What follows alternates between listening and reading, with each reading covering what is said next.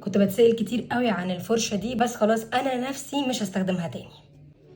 بصوا البرش دي هي بجد اول ان وان، تنفع للشعر الستريت، الكيرلي، الويفي، تنفع معاكم لتسليك الشعر، تنفع حرفيا لكل الناس. بجد انتوا محتاجين تجيبوها.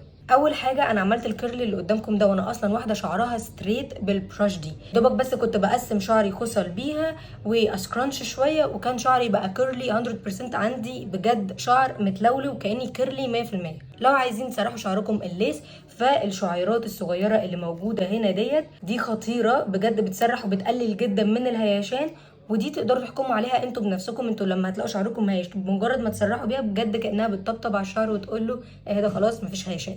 تالت حاجه هي انها خفيفه على الايد وفيها السن ده عشان لو حبيتوا تقسموا شعركم، ده غير ان المواد اللي فيها هي صديقه للبيئه، فهي مش هتضركم خالص وهتقعد معاكم فتره طويله جدا. فحقيقي هي تاخد 10 من 10 ونجم. خلاص دي بقت البرش بتاعتي.